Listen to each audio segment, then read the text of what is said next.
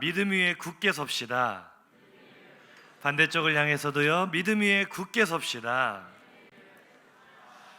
우리 방금 성가대가 찬양한 것처럼, 또 우리가 아까 찬송가로 하나님께 영광 올려드린 것처럼 믿음 위에 굳게 서는 화평교회 성도들 되시기를 주님의 이름으로 축복합니다. 거실에서 할아버지가 TV를 보고 계셨어요. 마침 TV에서 하는 프로그램이 무엇이든지 물어보세요. 이것을 유심히 보시는데 한숨을 푹푹 내쉬면서 심각한 얼굴로 TV를 보고 계시는 거예요. 마침 식사 준비를 하러 거실에 나온 며느리가 그 모습을 보고 이 시아버지에게 묻습니다. 아버님 왜 그러세요? 그러자 시아버지가 대답하시기를, 얘야 저것 좀 봐라. 지금 TV에서 이야기하는 게 지금 내 증세랑 너무 똑같다. 아무래도 내가 저 병에 걸린 게 틀림이 없다. 며느리가 덩달아 심각해졌어요. 그래서 옆에 앉아서 진지한 얼굴로 프로그램을 같이 봤습니다. 잠시 후 방송이 끝나고 사회자가 나와서 마무리 멘트를 하는 거예요. 지금까지 무슨 병원의 원장님 모시고 자궁암에 대해 알아보았습니다. 어니 젤린스키라는 심리학자는 모르고 사는 즐거움이라는 책에서 우리가 하는 걱정들을 이렇게 분류를 했습니다. 표를 한번 보여주시겠어요? 우리가 하는 걱정의 40%는 한번 인사하시죠. 절대 일어나지 않을 일입니다. 일어날 가능성이 없는 일들을 40%나 우리가 걱정을 하고 있는 거예요. 예를 들면 이런 거예요. 학생이 저에게 찾아와 진학 상담을 하는 거예요. 목사님, 제가 이제 대학을 가야 되는데 서울대를 갈까요? 포항공대를 갈까요? 근데 이 친구가 반에서 30명 중에 30등 하는 친구예요. 일단 대학만 가도 좋겠다라고 상담을 해야겠죠. 절대 일어나지 않을 일들에 대한 걱정. 그 다음 걱정의 30%는 이미 일어난 일들에 대한 걱정이라고 합니다. 이미 일어나 버렸어요. 세계 유명한 석학들이 21세기는 전 세계적인 전염병이 유행할 것이라고 말을 했는데, 진짜로 전 세계에 유행하는 전염병이 생기면 어떡하죠? 라고 지금 걱정을 한다면 이게 얼마나 어리석은 걱정이겠어요. 이미 일어나 버렸는데 70%가 벌써 할 필요가 없는 걱정이죠. 그 다음 22%는 사소한 걱정이라고 합니다. 어떤 걱정이요? 오늘 예배 마치고 집에 가서 점심으로 김치찌개를 먹을까? 된장찌개를 먹을까? 사소한 걱정. 그 다음 4%는 우리의 힘으로는 어쩔 도리가 없는 걱정이라고 합니다. 오늘부터 장마가 다시 시작이 된다는데 비가 많이 오면 어떡하지? 뭐 어떡하겠어요? 하나님께서 내리시는 대로 맞아야지. 정작 이렇게 다 빼고 났더니 우리가 뭔가 결과를 바꿀 수 있는 진짜 걱정할 만한 걱정거리는 전체의 몇 프로밖에 안 된다고요? 4%밖에 되지 않는다고요. 한번 옆에 계신 분에게 이렇게 질문해 보겠습니다. 무엇을 걱정하고 계십니까? 우리 찬양의 가사대로 이렇게 한번 질문해 볼까요? 기도할 수 있는데 왜 걱정하십니까? 우리는 모든 염려와 걱정을 하나님께 맡겨드리는 성도님들 되시기 바랍니다. 오늘 본문은 이런 걱정과 근심에 쌓여있는 한 사람 혹은 한 민족을 조명하면서 시작을 합니다. 우시아와 요담의 뒤를 이어 유다의 왕에 오른 사람은 아하스였어요. 근데 그 당시 고대 중동의 국제 정세는 아수르가 큰 제국을 형성을 하면서 힘을 키우자 이 아수르의 친아수르 정책을 펴는 나라들과 반아수르 정책을 펴는 나라들 둘로 갈려서 굉장히 혼란스러웠습니다. 이 유다는 대표적인 친아수르 국가였는데 유다의 주변 나라들은 전부 다 반아수르 정책을 펴는 거예요. 그래서 이 주변국들은 연합군을 형성해서 유다를 저 정권을 몰아내버리자, 우리가 괴뢰 정부를 세우자, 자신들의 말을 잘 듣는 꼭두각시 정부를 세우자, 이래서 연합군을 형성하고 있었습니다. 이 소식이 유다 나라의 아하스 왕에게 전달이 된 거죠. 오늘 본문 2절입니다. 시작. 어떤 사람이 다윗의 집에 알려 이르되 아람이 에브라임과 동맹하였다 하였으므로 왕의 마음과 그의 백성의 마음이 숲이 바람에 흔들림같이 흔들렸더라. 아멘. 아람이라는 나라가 있고 에브라임은 북이스라엘을 나타내는 대명사입니다. 남쪽에 유다 지파가 있다면 북쪽에는 에브라임 지파가 가장 강하고 대표적인 지파였기 때문에 성경이 북이스라엘을 표현할 때 에브라임이라고 표현하기도 합니다. 이 북이스라엘은 남유다와 같은 민족이었음에도 불구하고 주변 국가인 아람과 연합군을 형성해서 동맹을 맺고 지금 유다를 침략할 계획을 세우고 있다는 거예요. 이 소식이 아하스와 유다 백성들에게 전해지자마자 그들의 마음은 바람에 흔들리는 숲처럼 크게 요동치기 시작했습니다. 그들의 목을 시시각각 조여오는 두려움 때문이었죠. 실제 이 아람과 그 당시 주변에 일어난 일들은 이랬습니다. 우리가 이때 당시의 사건을 좀 재구성을 해보면요, 열왕기와 16장 6절입니다. 시작. 당시에 아람의 왕 르신이 엘랏을 회복하여 아람에 돌리고 유다 사람을 엘랏에서 쫓아내었고 아람 사람이 엘랏에 이르러 거기에 거주하여 오늘까지 이르렀더라. 아멘. 아람이 힘을 키워서 유다의 성읍들을 점령하기 시작을 했어요. 유다의 영토를 빼앗아서 유다 사람들을 다 쫓아내기 시작했어요. 뿐만 아니라 이 사람들이 내려오면서 다른 주변 국가들을 유다의 영향력에서 벗어나게 합니다. 그리고 그들을 자꾸 부추기기 시작했습니다. 역대하 28장 17절에서 19절입니다. 시작. 이는 에돔 사람들이 다시 와서 유다를 치고 그의 백성을 사로잡았음이며 블레셋 사람들도 유다의 평지와 남방 성읍들을 침노하여 베세메스와 아얄론과 그데롯과 소고 및 그 주변 마을들과 딥나 및 그 주변 마을들과 김소 및 그 주변 마을들을 점령하고 거기에 살았으니 이는 이스라엘 왕 아하스가 유다에서 망령되이 행하여 여호와께 크게 범죄하였으므로 여호와께서 유다를 낮추심이라. 아멘. 지금 굉장히 유다 주변 나라들의 국제 정세가 복잡하게 돌아가는데 당시 지도를 한번 보여주십시오. 지도를 보시면서 간단하게 설명을 드리자면 지금 주황색으로 표현된 남유다, 그 위에 북이스라엘 파란색 보이시죠? 그 오른쪽 옆을 보시면 아람이라고 보이십니까? 아람 옆에 다메섹은 다마스쿠스, 아람의 수도, 지금의 시리아입니다. 이 아람이 유다 동쪽으로 치고 내려오는 거예요. 요단강 동편으로 아람이 치고 내려오면서 그 아래에 있는 암몬이라는 나라, 모압이라는 나라, 에돔이라는 나라, 이 나라들이 사실 우시야 왕 때부터 유다에게 조공을 바치던, 마치 유다의 속국처럼 유다를 섬기던 나라들인데, 이 아람이 힘을 키워서 유다 동편으로 내려오면서 암몬, 모압, 에돔을 차례대로 해방을 시킵니다. 유다에게 조공을 바치지 말라고 그들에게 힘을 실어주면서 유다의 동쪽을 자꾸 치도록, 폭동을 일으키도록 부추기는 거예요.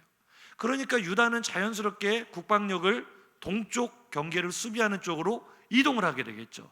그때를 틈타서 유다의 왼쪽에 자리 잡고 있었던 이 철천지 원수인 블레셋이 또 쳐들어오기 시작하는 거예요. 수비가 약해지니까 동서가 꽉 막혔죠. 그런데 자기의 동족인 북이스라엘마저 국경을 넘어서 예루살렘을 포위하러 내려오고 있는 거예요. 그러니 지금 유다는 사방이 다 적입니다. 의지할 나라가 하나도 없고 사방이 그냥 그대로 둘러싸인 말 그대로 사면초가의 상황에 빠진 거죠. 그런데 성경은 조금 전에 읽었던 본문 마지막 말씀 한번 띄워줘 보세요. 이 모든 일의 원인이 아하스가 유다에서 망령되이 행하고 여호와께 크게 범죄했기 때문이다. 한번 인사하시죠. 지도자의 죄악은 국민을 고통에 빠지게 합니다. 이렇게 복잡한 국제 정세 속에 유다가 고통받게 되는 원인을 아하스가 하나님께 범죄하였기 때문이라고 성경은 고발하고 있는 거예요. 그런데 사실 아하스가 하나님을 배반하고 우상을 섬기며 크게 범죄한 것은 이때뿐만이 아닙니다. 사실 지금 유다가 맞닥뜨린 이 위기는 이번이 처음이 아니었어요.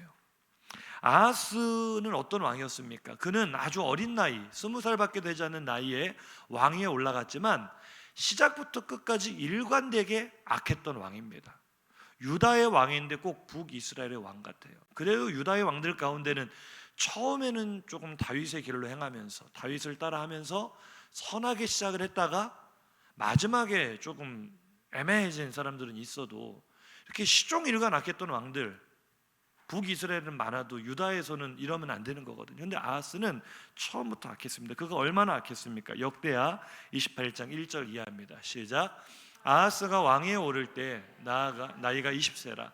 예루살렘에서 16년 동안 다스렸으나 그의 조상 다윗과 같지 아니하여 여호와 보시기에 정직하게 행하지 아니하고 이스라엘 왕들의 길을 행하여 바알들의 우상을 부어 만들고 또 흰놈의 아들 골짜기에서 분향하고 여호와께서 이스라엘 자손 앞에서 쫓아낸 이방 사람들의 가증한 일을 본받아 그의 자녀들을 불사르고 또 산당과 작은 산이와 모든 푸른 나무 아래에서 제사를 드리며 분향하니라. 아멘. 아하스의 악행이 불과 4절에 걸쳐서 기록된 이 악행이 얼마나 극악무도합니까? 그는 하나님께서 가장 싫어하시는 우상숭배를 적극적으로 앞장섰던 왕이고, 우상숭배뿐만 아니라 자기의 자녀를 우상 앞에 불살라서 제물로 드릴 만큼 얼마나 잔인합니까? 너무나 악했던 왕이에요. 하나님께서 참고 견딜 수가 없을 정도로. 그래서 아하스 그 죄악 때문에 하나님의 진노와 심판이 유다 나라에 임한 거죠. 5절 이하입니다. 역대하 28장 5절부터 8절 시작. 그러므로 그의 하나님 여호와께서 그를 아람 왕의 손에 넘기심에 그들이 쳐서 심히 많은 무리를 사로잡아 다메섹으로 갔으며 또 이스라엘 왕의 손에 넘기심에 그가 쳐서 크게 살육하였으니 이는 그의 조상들의 하나님 여호와를 버렸습니다. 르말라의 아들 베가가 유다에서 하루 동안에 용사 12만 명을 죽였으며 에브라임의 용사 시그리는 왕의 아들 마하세야와 국내 대신 아수리감과 총리 대신 엘가나를 죽였더라.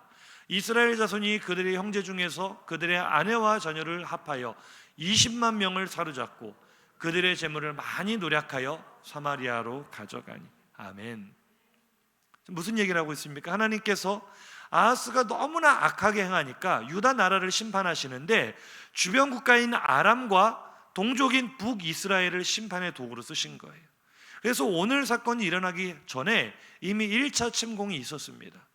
이 아람의 르신과 북이스라엘의 베가가 연합군을 형성을 해서 쳐들어왔어요. 그래서 르신은 자신의 수도 다메섹으로 많은 것들을 노략해 갔고, 그 다음 북이스라엘의 베가 왕은 하루아침에 남유다의 용사, 젊은 군인들이겠죠, 젊은이들 12만 명을 하루아침에 몰살시킵니다. 나라의 젊은 용사들이 그야말로 전멸을 당한 거죠. 뿐만 아니라 왕의 아들도 죽었어요. 국내의 고관들도 죽임을 당했어요. 뿐만 아니라 여자와 아이들 20만 명이 사로잡혀서 포로로 북이스라엘의 수도 사마리아로 끌려갔습니다. 물론 그때 당시 북이스라엘에 오뎃이라는 하나님의 신실한 선지자가 있었기 때문에 그들의 군대를 꾸짖습니다. 지금 동족에게 뭐 하는 짓이냐고. 그가 꾸짖어서 이 포로들이 무사히 돌아오기는 했지만 사실 유다는 이미 이 1차 침공 당시에 나라의 기둥뿌리가 송두리째 뽑히는 것 같은 큰 충격과 공포를 경험을 합니다. 그러니 오늘 본문에서 그들이 또다시 동맹하였다는 소식이 들려오자마자 그들이 크게 요동할 수밖에 없는 거죠. 여기까지 이해가 되시면 아멘 하시기 바랍니다. 한번 인사하시죠. 두려움이 있습니다. 우리 삶에도 이런 두려움이 찾아올 때가 있어요. 내 힘으로 감당이 안 되는 공포가 파도처럼 몰려올 때가 있습니다. 사업이 잘 되지 않아서, 물질적으로 꽉 막혀서 어디 도움을 청할 곳도 없고 마음이 막막하게 무거울 때가 있죠. 나와 내 가족들의 건강을 잃어버려서 육신의 연약함 때문에 병원에서 수술을 받고 오랫동안 병원 신세를 지면서 물질을 허비하고 시간을 허비하고 이렇게 몸과 마음이 많이 상할 때 우리는 큰 두려움에 사로잡힙니다. 자녀들이 내 마음대로 자라지 않고 많은 문제를 일으킬 때, 내 마음대로 자녀들을 통제할 수 없을 때 우리는 고통을 겪습니다. 우리는 이처럼 우리의 삶에 밀려오는 광풍과 파도를 보면서 두려워할 때가 너무나 많습니다. 오늘 아하스와 유다 백성들처럼요. 하지만 우리가 말씀을 좀 더 깊이 살펴보기를 원합니다. 정말 그것들은 우리가 두려워해야 될 대상일까요? 중국 당나라 때 선승이며 선종 제6조, 그래서 6조 대사라 불리는 해능 스님이란 분이 있었습니다. 그가 남긴 여러 선문답 가운데 가장 유명한 선문답이 풍번문답이라는 것이 있습니다. 바람과 깃발에 대한 문답이라는 뜻이죠. 하루는 사찰에 바람이 많이 부는 날 사찰 깃발이 바람에 흔들리는데 두 스님 가운데 논쟁이 벌어진 거예요. 한 스님은 지금 저것은 깃발이 움직이는 것이다. 다른 한쪽 스님은 아니다, 저것은 바람이 움직이는 것이다. 어떠한 결론도 내지 못하고 서로 논쟁이 계속 격해지자 그들은 그래도 어른인 해능 스님에게 답을 구하러 갔습니다. 그러자 해능 스님이 대답하기를 움직이는 것은 바람도 아니요 깃발도 아니며 오직 그대들의 마음이 움직일 뿐입니다. 너무 심오한 진리라서 잘 이해가 안 되시죠? 우리의 마음이 흔들린다는 거예요. 우리는 눈에 보이는 현상을 보고 그것을 두려워하는데, 와, 저 두 나라가 또 연합을 해서 이제 우리나라 망하겠구나. 야, 나에게 이런 고난이 찾아오다니 나는 이제 완전히 망하겠구나. 우리는 밀려오는 파도와 광풍을 보면서 두려워하지만 사실 큰 두려움에 제일 요동치는 것은 우리의 마음이라는 거예요. 오늘 본문이 그 얘기를 하고 있는 거예요. 오늘 본문 다시 한번 읽어보겠습니다. 오늘 본문 2절입니다. 시작. 어떤 사람이 다윗의 집에 알려 이르되 아람이 에브라임과 동맹하였다 하였으므로 왕의 마음과 그의 백성의 마음이 숲이 바람이 흔들림같이 흔들렸더라. 아멘. 뭐가 흔들렸다고요? 왕의 마음과, 조금 더 띄워놓으세요 말씀. 왕의 마음과 백성들의 마음. 지금 우리에게 몰려오는 고난이, 문제가 분명 가볍지 않을 수 있습니다.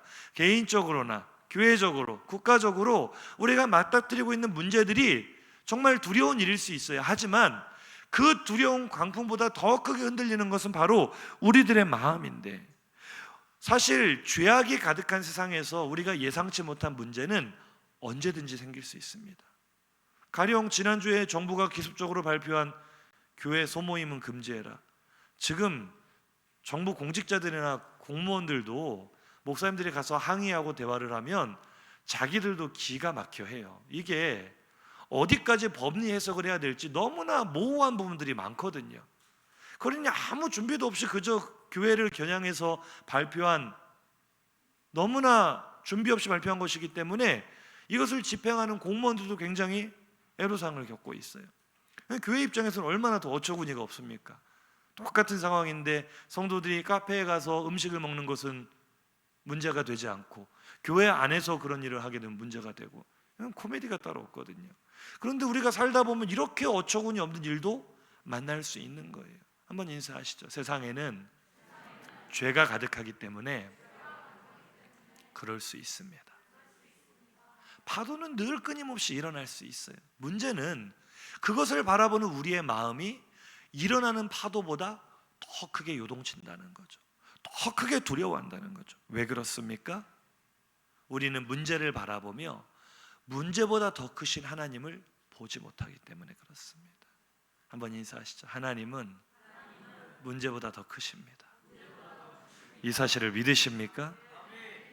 우리가 어떠한 문제를 만나든지 하나님은 그 문제보다 훨씬 더 크신 분인 줄로 믿으시기 바랍니다. 그런데 우리의 눈은 문제 너머에 계신, 이 문제를 해결하실 수 있는 하나님은 보이지 않고, 코로나 바이러스 사태도 그렇잖아요. 너무나 크고 두려운데 우리가 그 실제 바이러스의 위력보다 더 크게 두려워하는 이유는 이 문제를 해결하실 수 있는 하나님을 보지 못하고 있기 때문에. 한번 인사하시죠. 파도와 광풍만 바라보면 우리의 마음이 무너질 수 있습니다. 사랑하는 성도님들, 우리는 문제보다 크신 하나님을 볼 수 있기를 간절히 소망합니다. 분명히 유다는 이 르신과 베가의 1차 침공에 의해 나라가 기둥뿌리부터 흔들렸던 것이 사실이에요. 온 나라가 큰 충격과 공포에 사로잡혔던 심각한 문제였습니다. 하지만 지금 그들의 모습은 어떻습니까? 망했습니까? 그들이 완전히 기둥뿌리가 뽑혔어요? 아니요. 여전히 그들은 건재합니다. 여전히 그들은 생존해 있습니다. 왜 그렇습니까? 조금 전에 말씀드렸지만 하나님께서 진노로 자기 백성을 심판하시면서도 진노 중에도 긍휼을 잊지 않으시기 때문에, 그 위기의 순간 가운데도 하나님의 사람 오뎃이라는 선지자를 보내어서 포로들을 돌아오게 하시고, 그 유다 나라가 망하지 않도록 보호하신 하나님의 인도와 보호 때문인 줄로 믿습니다. 상황 자체를 보면, 일어나는 파도를 보면 누가 봐도 유다가 졌죠. 누가 봐도 아람과 북이스라엘이 이겼죠. 그런데 성경은 분명히 이기지 못했다라고 말하고 있습니다. 오늘 본문 1절입니다. 오늘 본문 1절은 앞서 일어난 1차 침공에 대한 이야기거든요. 한번 읽어보시죠. 우시아의 손자요 요담의 아들인 유다의 아하스 왕 때 아람의 르신 왕과 르말리아의 아들 이스라엘의 베가 왕이 올라와서 예루살렘을 쳤으나 능히 이기지 못하니라. 아멘. 어땠다고요? 한번 따라 하시죠. 능히 이기지 못하니라. 표면적으로 보면 그 파도에 쓸려버린 것 같거든요. 표면적으로 보면 나라가 수많은 사람이 죽고 나라가 폐허가 되고 망해버린 것 같은데 성경은 말하기를 그들이 예루살렘을 치려 하였으나 능히 이기지 못하더라. 그 속에 숨어있는 하나님의 말씀은요, 하나님께서 그들을 지키셨기 때문에. 우리의 인생은 고단할 수 있어요. 수많은 아픔이 있을 수 있어요. 그런데 하나님은 그 고난과 시련을 통해 우리 성도들을 망하게 하시는 것이 아니라 우리를 더욱 정결하고 거룩하게 연단해 가시는 줄로 믿으시기 바랍니다. 한번 인사하시죠. 망하지 않았습니다. 끝나지 않았습니다. 할렐루야. 성도님들, 지금 우리가 당하고 있는 고난을 한번 바라보십시오. 개인적으로 고통 중에 있는 성도님들 계실 수 있어요. 교회도 지금 큰 고난을 당하고 있습니다. 나라와 민족도, 나아가 전 세계가 질병으로 큰 고통을 당하고 있습니다. 이 광풍이 너무나 두려워 보입니다. 하지만 우리 지금까지 걸어온 우리의 인생길을 한번 돌아보십시오. 우리가 지금 만나는 이런 고통이 이번이 처음이 아닙니다. 우리의 삶에는 지금까지도 수많은 고통과 아픔이 있었어요. 그런데 우리가 어떻게 여기까지 왔습니까? 어떻게 여기까지 걸어올 수 있었습니까? 위기의 순간마다 나를 업어주시고 안아주시는 하나님의 인도하심과 보호하심 때문인 줄로 믿습니다. 우리가 잘 아는 발자국이라는 이야기가 있잖아요. 한 사람이 꿈을 꾸었는데 주님과 손을 잡고 나란히 해변가를 걷고 있는 자신의 모습을 본 거예요. 해변가에는 두 사람의 발자국이 나란히 찍혔습니다.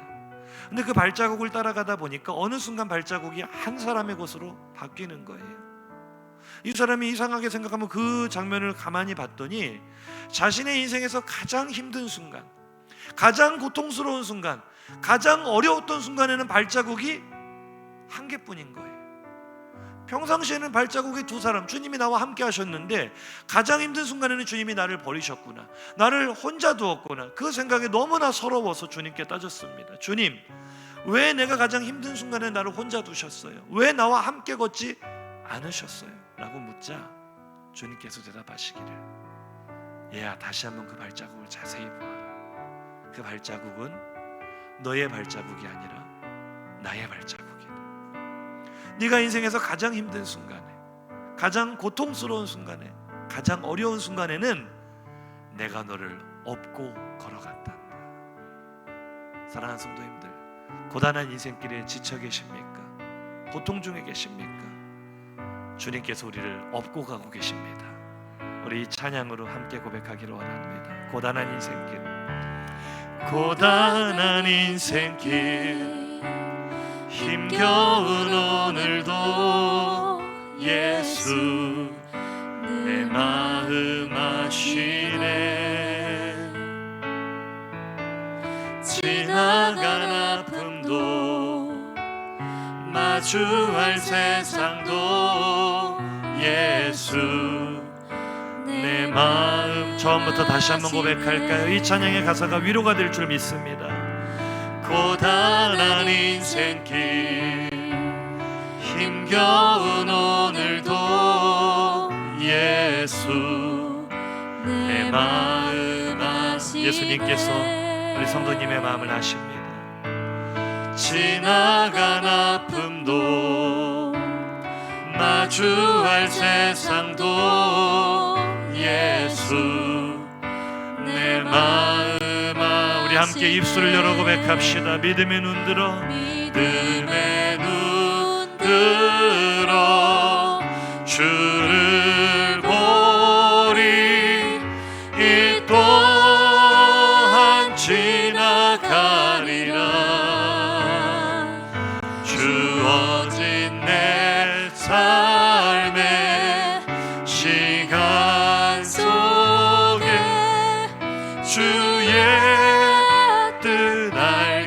우리 처음부터 가사의 의미를 생각하며 다시 한번 고백합니다.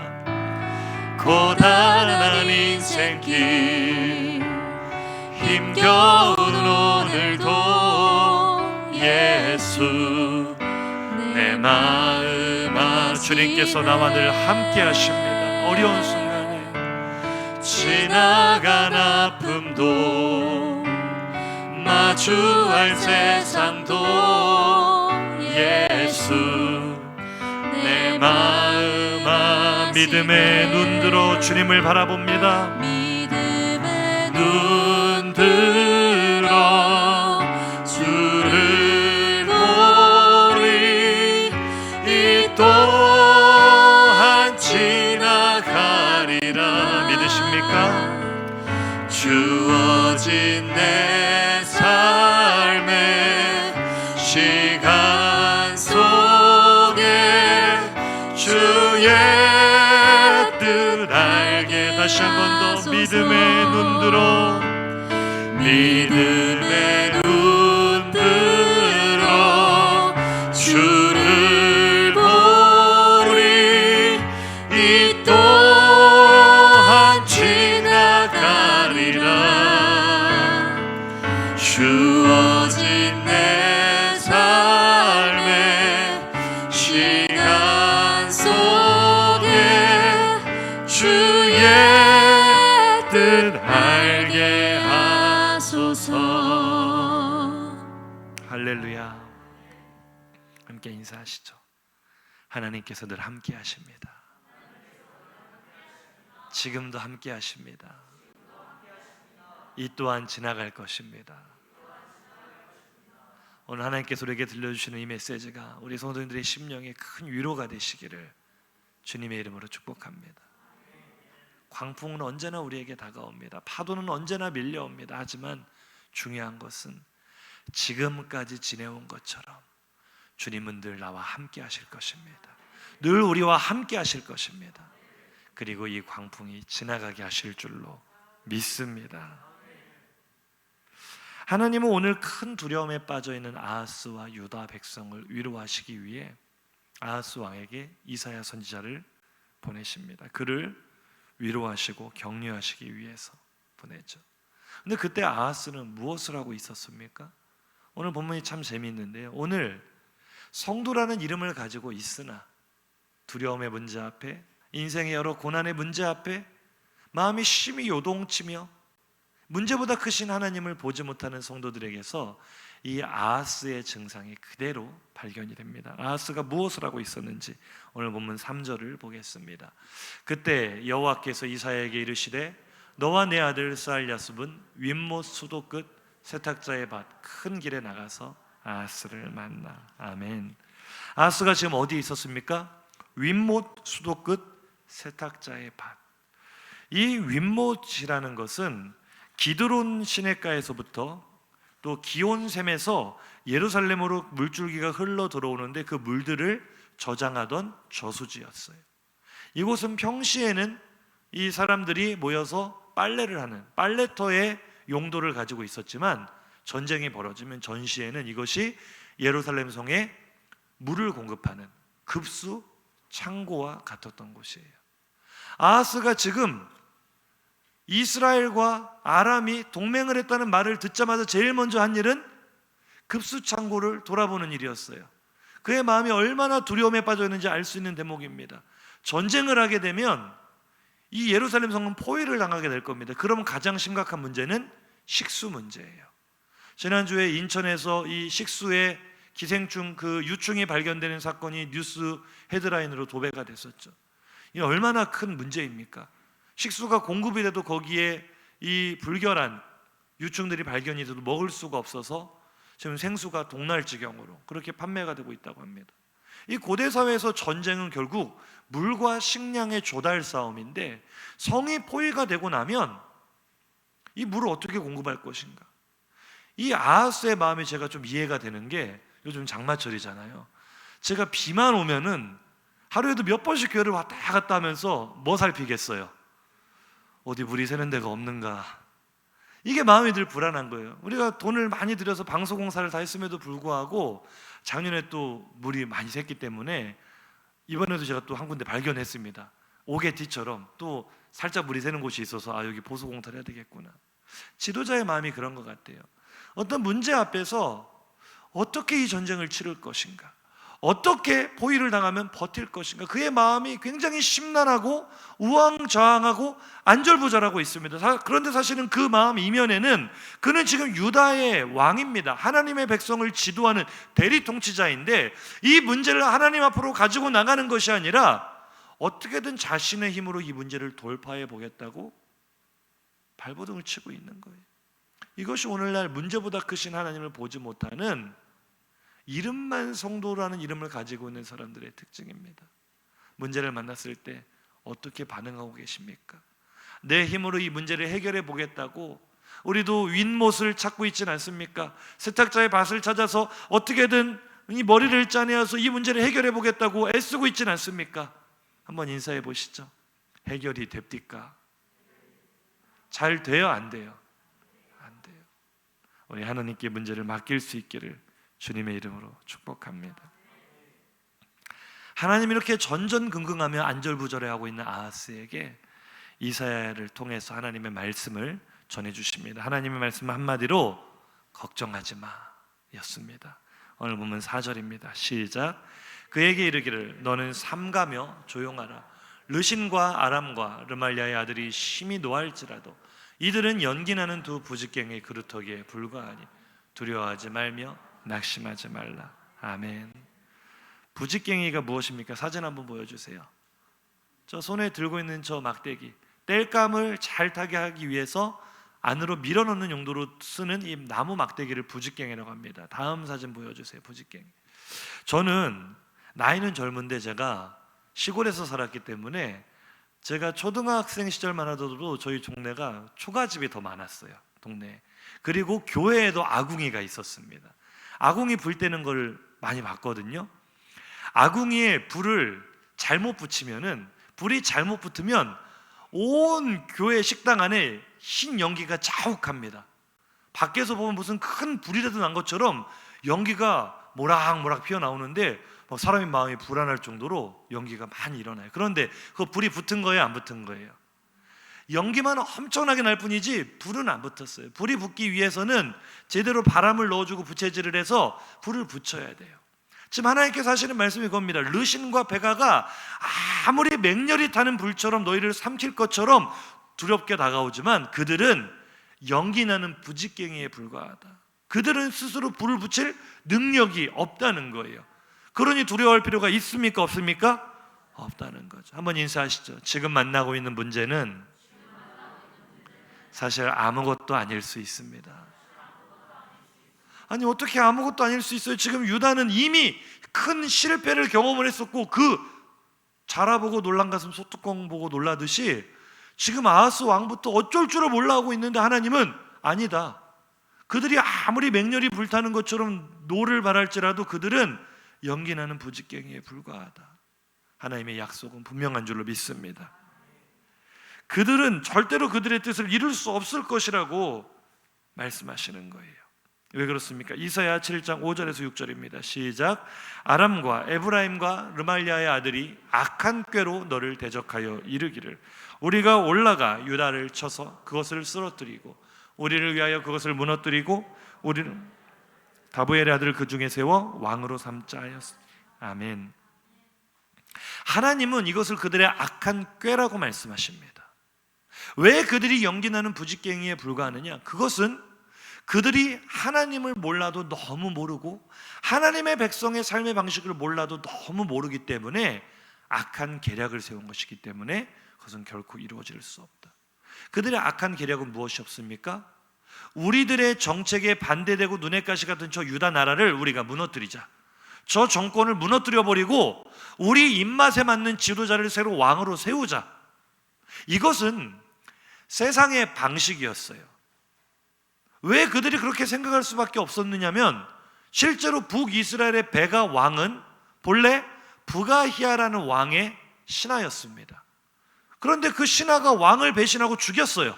그리고 자기가 왕의 자리를 차지했어요. 북이스라엘은 하나님의 백성이라는 타이틀이 무색할 정도로 세상과 똑같은 힘의 논리가 지배하는 사회였습니다. 북이스라엘의 왕조는 길어야 4대 5대를 가지 못해요. 수시로 왕조가 바뀝니다. 무슨 얘기예요? 왕조의 정통성이 없다는 얘기예요. 아무나 힘이 있는 사람이 왕이 되고, 그의 신하가 그를 죽이고 또 왕이 되고, 7일 만에 또 다른 신하가 그를 죽이고 또 왕이 되고, 그야말로 콩가루 집안이 북이스라엘이라는 나라였어요. 베가라는 왕도 그런 식으로 자신의 힘으로 왕위를 차지했던 사람이기 때문에 하나님의 백성인 유다도 얼마든지 그렇게 할 수 있다고 생각했는데, 그들이 간과한 것 한 가지가 있습니다. 유다는 하나님이 다스리시는 하나님의 나라, 하나님의 백성들이었어요.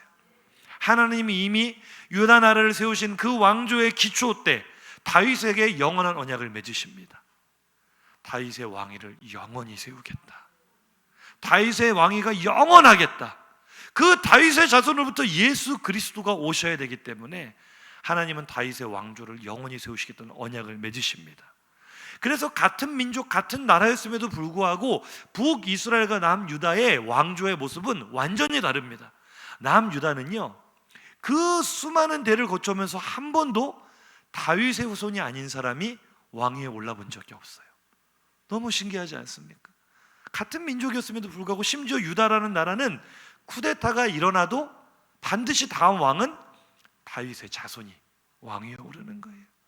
하나님의 약속이 있기 때문에, 하나님이 보호하시기 때문에 세상이 아무리 악한 계략으로 하나님의 백성을 무너뜨리려 해도 그것은 결코 무너지지 않는, 그들의 세력은 부직갱이에 불과한 줄로 믿으시기 바랍니다.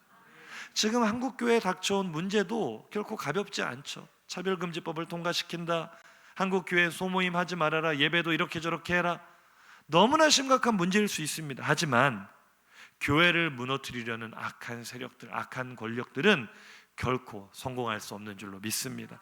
하나님의 약속입니다. 오늘 본문 7절입니다. 시작.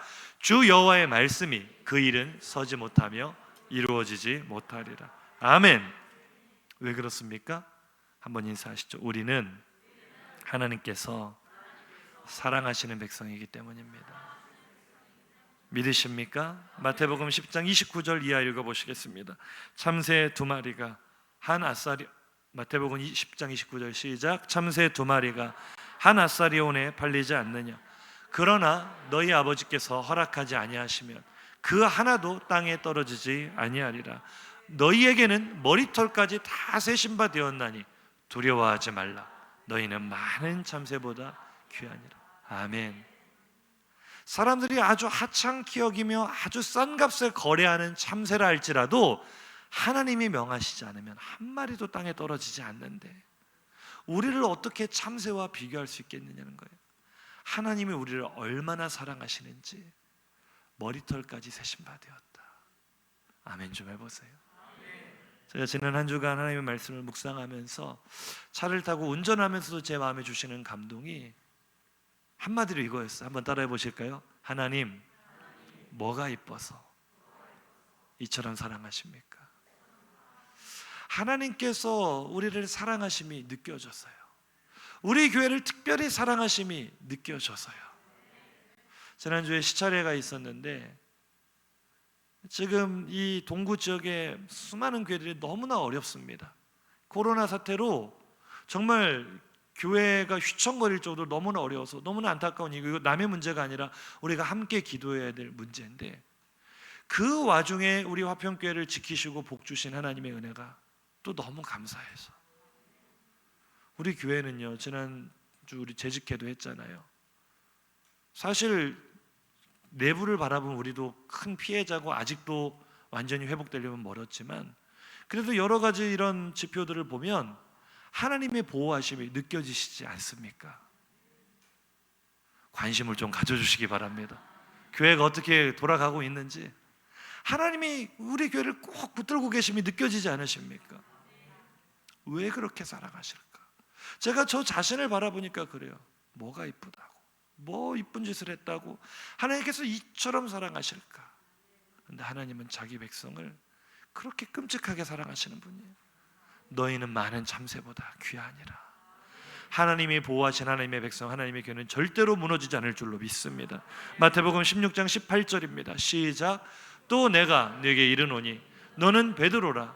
내가 이 반석 위에 내 교회를 세우리니 음부의 권세가 이기지 못하리라. 아멘. 이 말씀을 믿으십니까? 인사하시죠. 두려워하지 마세요. 그들은 결코 이기지 못합니다. 교회는 핍박할수록 더 강해집니다. 교회는 짓밟을수록 더 강해집니다. 로마 시대 때 1000년이 넘는 그 세월 동안, 물론 그 세월 다 그런 건 아니지만 로마 시대 때 그래도 이 초기에 기독교 공인되기 전까지 적어도 300년 동안 얼마나 많은 고난과 핍박을 당했습니까? 예수 믿는다는 이유로 극악무도하게 잔인하게 처형당하고 순교를 당했지만 그 로마 제국 전체의 1%도 되지 않던 기독교가 말살되었습니까? 오히려 더 커지고 더 확장되어서 그 핍박을 뚫고 로마를 정복한 것이 복음의 힘입니다. 교회는 절대로 무너지지 않습니다. 교회는 절대로 망하지 않습니다. 하나님께서 자신의 백성들을 손에 꼭 쥐고 사랑하시고 지키시는 줄로 믿으시기 바랍니다. 한 번 더 인사하시죠. 하나님의 백성은 쓰러질지라도 결코 망하지 않습니다. 그래서 하나님 우리에게 오늘 이렇게 명령하시는 거예요. 본문 7장 4절입니다. 이사야 7장 4절 시작. 그에게 이르기를 너는 삼가며 조용하라. 르신과 아람과 르말리아 아들이 심히 노할지라도 이들은 연기나는 두 부직갱이 그루터기에 불과하니 두려워하지 말며 낙심하지 말라. 아멘. 이어서 말씀하십니다. 7장 9절 하반절입니다. 시작. 만일 너희가 굳게 믿지 아니하면 너희는 굳게 서지 못하리라 하시니라. 아멘. 하나님 뭐라고 하십니까? 너희는 내가 사랑하는 백성이고 내가 아끼는 백성이기 때문에 비록 우리가 잘못해서 징계를 받을 수는 있어요. 지금 아하스와 유다에게 고난이 닥쳐온 것처럼 오늘도 우리 장로님 기도하셨지만 오늘 한국교회가 이런 핍박을 당하고 탄압을 당하고 이처럼 우습게 보이게 된 고통을 당하는 것은 우리의 죄 때문인 줄로 믿습니다. 교회가 교회답지 못하였고 교회가 세상의 빛과 소금의 사명을 감당하지 못했기 때문에 예수님의 말씀대로 소금이 그 맛을 잃으면 무엇으로 짜게 하리요? 다만 밖에 버리워 사람들에게 밟힐 뿐이니라. 지금 한국 교회는 사람들에게 밟히고 있습니다. 맛을 잃어버렸기 때문에, 교회의 본질을 잃어버렸기 때문에 이것은 하나님께서 우리에게 주신 징계의 과정인 줄로 믿습니다. 하지만 우리를 망하게 하시려는 심판이 아니라 이 일을 통하여 교회를 새롭게 하시고 이 일을 통하여 교회를 더욱 하나 되게 하시고 갱신하셔서 하나님의 나라를 이루시려는 하나님의 계획이 있는 줄로 믿습니다. 그러니 너희는 잠잠하라고요. 조용히 하나님이 하시는 일을 바라보라는 겁니다. 우리는 기도하며 우리가 할 수 있는 역할을 하며 대항할 부분은 대항하겠지만 우리는 잠잠히 하나님이 하시는 일을 바라보는 성도들 되기를 주님의 이름으로 축복합니다. 두려워하지 말고 낙심하지 말라고요. 하나님께서 지키고 계시니 교회는 무너지지 않는다고요. 그러면서 주신 말씀, 조금 전에 그 말씀 띄워보세요. 굳게 믿지 아니하면, 하나님의 이 말씀 위에 굳게 서지 아니하면 너희는 굳게 서지 못하리라. 너희는 세상 사람과 다를 바가 없다. 고난과 두려움 앞에 그저 무너져 버리는 세상 사람들과 성도의 다를 바가 무엇이냐? 굳게 믿으라는 거예요. 한번 인사하시죠. 말씀 위에 굳게 섭시다. 하나님의 약속 위에 굳게 섭시다. 할렐루야. 하나님의 약속이 얼마나 철저하게 이루어지는지 조금 전 우리가 건너뛰었던 말씀 가운데 이 아람의 머리는 다메섹이고 다메섹의 머리는 르신 아니냐? 이 에브라임, 북이스라엘의 머리는 사마리아, 그들의 수도를 말하는 거예요. 다메섹과 사마리아는 각각 그들의 수도고 사마리아의 머리는 배가 아니냐? 그들의 의지하는 것은 그들의 왕 아니냐는 거예요. 그렇다면 그 말씀에 숨어있는 하나님의 진짜 메시지는 무엇이겠습니까? 유다와 하나님의 백성의 머리는 곧 예루살렘이고 하나님 자신이시라는 거예요. 그들의 일은 절대로 성립될 수가 없고 그들의 계략은 절대로 성공할 수가 없다. 도리어 그들이 망할 것이다. 오늘 본문에 말하기를 65년 이내에 북이스라엘은 완전히 망해서 다시는 나라를 이루지 못할 것이다. 악한 세력이 교회를 무너뜨리려고 다가오지만 도리어 망하는 것은 그 악한 세력, 악한 권력이 될 것이라고 하나님 말씀하시는 거예요. 이때가 기원전 740년, BC 740년이었기 때문에 북이스라엘이 망할 때는 이때가 734년입니다. 734년이었기 때문에 BC 722년에 북이스라엘이 망하기 때문에 실제 시간적 간격은 12년밖에 걸리지 않아요. 그런데 왜 65년이라 말씀하셨을까? 역사를 조금 더 살펴보면 굉장히 하나님의 말씀이 철저하다는 것을 우리가 알 수 있습니다. 우리나라가 일본에게 점령을 당했다고 해서 나라가 완전히 없어져 버린 게 아니잖아요. 여전히 대한민국 국민의 민족혼이 살아있고 독립운동을 하고 지금 대한민국이 다시 회복되었지 않습니까? 마찬가지로 BC 722년에 북이스라엘이 아수르에게 멸망을 하지만 여전히 그들의 민족은 살아있었어요. 그들 안에 민족혼이 있었겠죠. 그런데 이 예언의 말씀은 정확히 65년이 지난 때가 BC 669년인데 이때 아수르의 에사라돈에 이어서 아수르 바니팔이 왕위에 오릅니다. 근데 그가 어떤 왕이냐? 적극적이고 대대적인 식민지 이주 정책을 통해서 민족들을 서로 섞어버립니다. 민족의 정체성을 말살시켜버려요. 반란을 미연에 방지하기 위해서 서로 다른 나라 사람들을 대규모로 이동을 시켜서 서로 피가 섞이게 하는 거예요. 그래서 하나님 말씀하신 그대로 65년 만에 북이스라엘은 민족의 정체성을 완전히 잃어버립니다. 지도상에서 세계 역사 가운데 이스라엘, 북이스라엘의 나라는 흔적조차 없이 사라져버린 거예요. 하나님의 말씀은 철두철미하고 완전하신 줄로 믿습니다. 교회가 무너진 게 아니라 교회를 무너뜨리려던 세력이 무너졌다는 거예요. 그러니 우리가 두려워할 필요가 없는 줄로 믿습니다. 아멘. 그래서 하나님은 오늘 이사야를 통해 주시는 메시지는 딱 이것입니다. 따라해 보실까요? 하나님께서 우리와 따라하세요. 함께 하시며 건져주시고 회복시켜 주신다. 이것이 하나님의 약속인 줄로 믿습니다.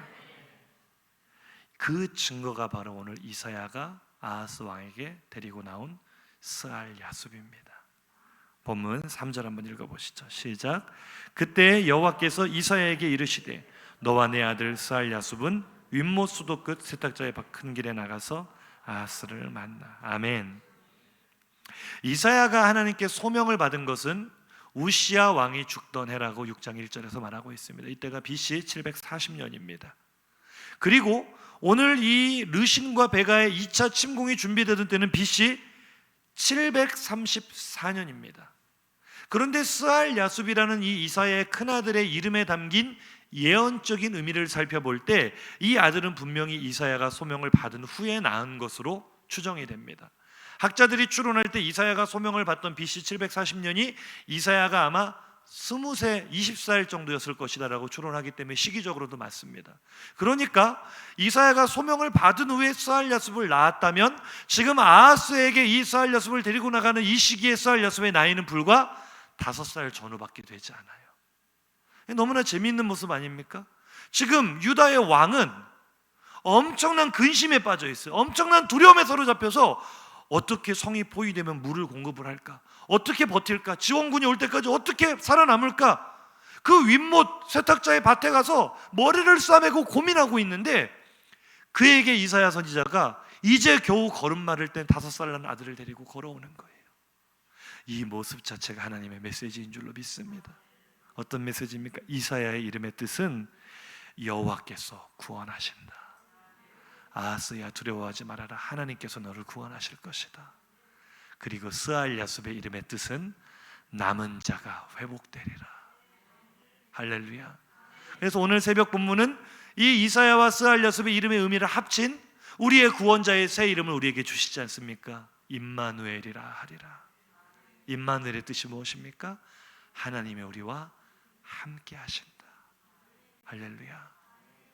5살밖에 되지 않은 스알 야숲, 그에게 담긴 하나님의 진짜 메시지는 무엇입니까? 이 세상의 남은 자와 같은 우리 성도들에게 하나님께서 소돔과 고모라처럼 이 나라를 완전히 망하게 하시지 않고 조금 생존하게 하신 지금 핍박당하고 있는 한국교회처럼, 지금 세상 가운데 의롭게 살기 위해 고난당하고 있는 성도들처럼 남은 자들, 고난당하고 있는 남은 성도들 회복될 것이라는 하나님의 약속인 줄로 믿습니다. 인사하시죠. 회복될 것입니다. 반드시 회복될 것입니다. 할렐루야. 사랑하는 성도님들, 우리는 남은 자로 살고 있습니까? 지난 주간에 제가 집사님 한 분을 신방을 하면서 이야기를 가만히 들어보니까 참 하나님께서 주시는 마음이 그 안에 있는 것 같아요. 겉보기에는 아무 문제가 없거든요. 모든 일이 다 잘 되고 있어요. 그런데 자신의 양심에 부딪힌 하나님의 음성이 있는 거예요. 뭔가 떳떳지 못하고 올바르지 못하다는 생각이 들자 과감하게 그것을 내려놓는 선택을 했습니다. 그 결과는 손해보는 일이었어요. 엄청난 손해를 감수해야 되는 일이었어요. 이것이 바로 남은 자의 모습인 줄로 믿습니다. 우리가 세상 속에서 악한 권력에 대항해서 우리가 선으로 악을 이기기 위해서는 우리가 감당해야 될 대가 지불이 있습니다. 우리가 치러야 될 손해가 있습니다. 하지만 하나님은 그 남은 자를 기억하시고 반드시 그들을 돌아오게 하십니다. 그들을 반드시 회복시켜 주십니다. 그것이 바로 스알 야숲입니다. 오늘 스알 야숲의 은혜가 우리 성도들 가운데 넘쳐나기를 주님의 이름으로 축복합니다. 말씀을 주려 마치겠습니다. 사랑하는 성도님들, 큰 환난과 어려움 가운데 계십니까? 고통 가운데 계십니까? 요동하지 마십시오. 하나님께서 스알 야숲에게 주신 그 이름에 담으신 회복의 은혜를 우리에게 주실 줄로 믿습니다. 들은 말씀 생각하시면서 우리 결단의 찬양, 오직 주만이 나의 반석이 되십니다. 우리 함께 찬양하기 원합니다.